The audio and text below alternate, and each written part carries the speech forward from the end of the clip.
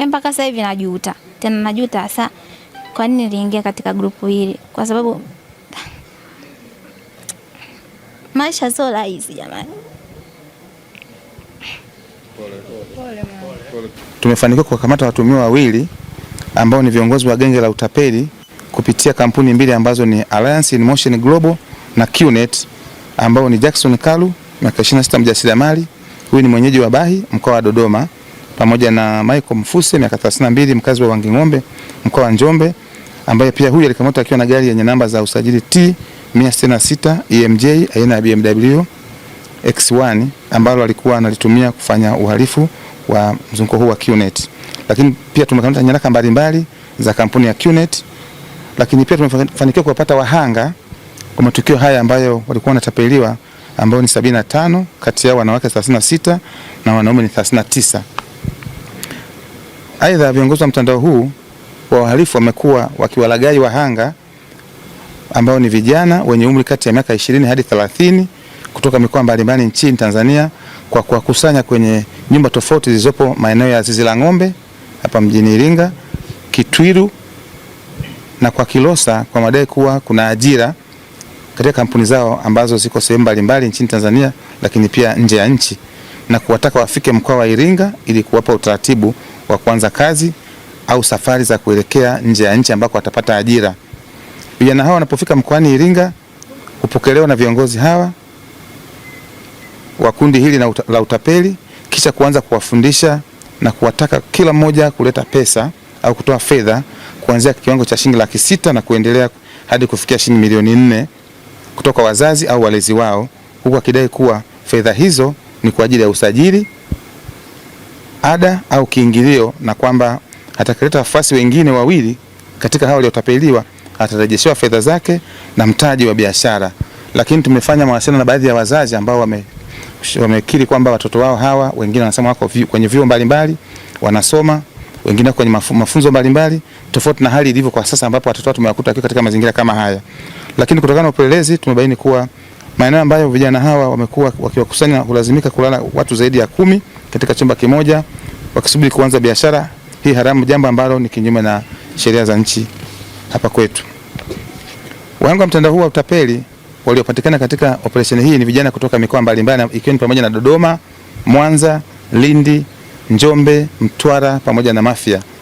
Hivyo wazazi na walezi ambao watoto wao waliondoka majumbani kwa mazingira kwamba wanakwenda kusoma shule au kufanya shughuli zingine za biashara na kuahidiwa kupata ajira au vinginevyo, na ambao hawajui walipo watoto wao, basi wafike kituo kikuu cha polisi mkoa wa Iringa ambapo watoto hao tumewapata baada ya kuwakuta katika maeneo hayo ambayo tumeyataja, na tunaendelea pia na uchunguzi kuhusiana na matukio haya ambayo yametokea. Lakini tunatoa wito kwa wazazi pia kuhakikisha kwamba wanawasimamia watoto wao ipasavyo, kwa sababu mtoto anapotoka nyumbani anasema anakwenda chuo, hali kadhalika hali hiyo mzazi hajajua chuo ni chuo gani, hajui alipo, lakini mtoto anazidi kuishi katika mazingira ambayo ni hatarishi kama ilivyo hapa sasa hivi.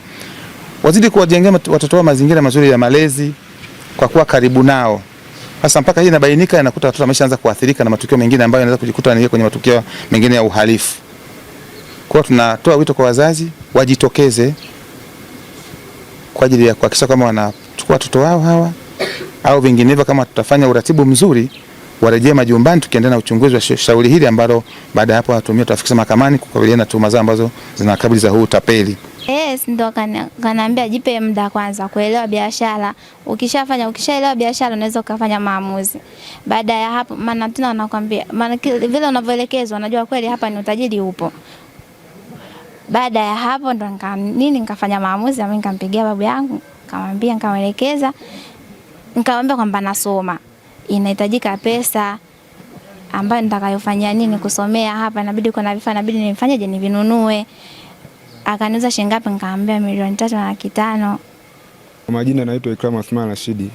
Nimetokea katika mkoa wa Mtwara, ila niliwepo hapa Iringa kwa ndani ya miaka 2. Ila mwaka jana kuna rafiki yangu akanishirikisha hiyo biashara. Akaniambia utakuwa kama mteja, utanunua bidhaa yako moja ili ya matumizi. Alafu baada ya hapo utafunguliwa duka la kimtandao lenye kuu pande mbili. kushoto na kulia. Baada ya hapo utalipwa hela. Mimi nikawa nimeelewa. Baada ya hapo nikawa nimetafuta hiyo milioni 3 na laki 5.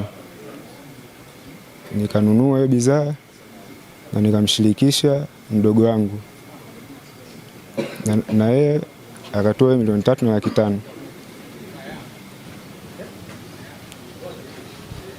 Kwa maendeleo ya sekta ya utalii na huduma za hoteli nchini, Parrot Hotel iliyopo Kaloleni katikati ya jiji la Arusha ni fahari ya Tanzania. Ina bwawa la kisasa la kuogelea na kupumzika kwa watu wa rika zote, mapokezi yenye ubora.